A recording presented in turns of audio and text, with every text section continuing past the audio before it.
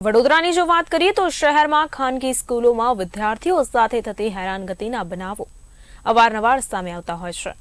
ત્યારે આજરોજ માંજલપુર વિસ્તારમાં આવેલી શ્રેયસ વિદ્યાલયમાં એક ચોંકાવનારી ઘટના બની હતી, જેમાં ધોરણ 9માં અભ્યાસ કરતા વિદ્યાર્થીને શિક્ષકે લાફો ઝીંકી દેતા મામલો ગરમાયો।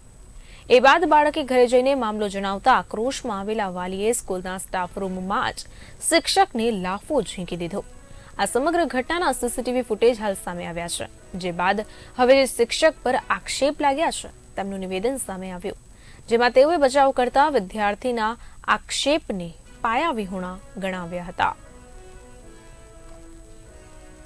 एकदम તમે એક સ્કૂલમાં અમારા ક્લાસરૂમનો ફૂટેજ જોઈ લેજો અને સ્ટાફ રૂમનો ફૂટેજ જોઈ લેજો, એટલે તમે બેને જોશો એટલે તમને પોતાને જ થશે કે ના ખરેખર કોઈ ઘટના ઘટી નથી, ઉલટાની વાલી આવીને ડાયરેક્ટ એટેક શિક્ષકો ઉપર કર્યો છે, બીજી કોઈ ઘટના જ નથી।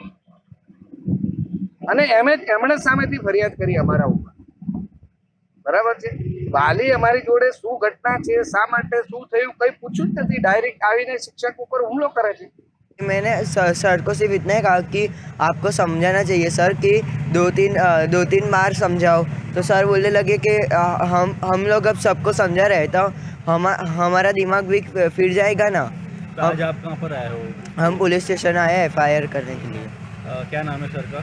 सर का नाम है किरण सर, पूरा नाम अभी बता नहीं। पहले भी कोई बच्चों के साथ ऐसा बना है या हाँ हुआ है, लेकिन वो लोग डरते हैं इसलिए वो लोग बोल नहीं पाते। पहले से ही मारते हो? हाँ, और पेरेंट्स ने भी उनको कहा कि मारो चलेगा, इसलिए। ऐसा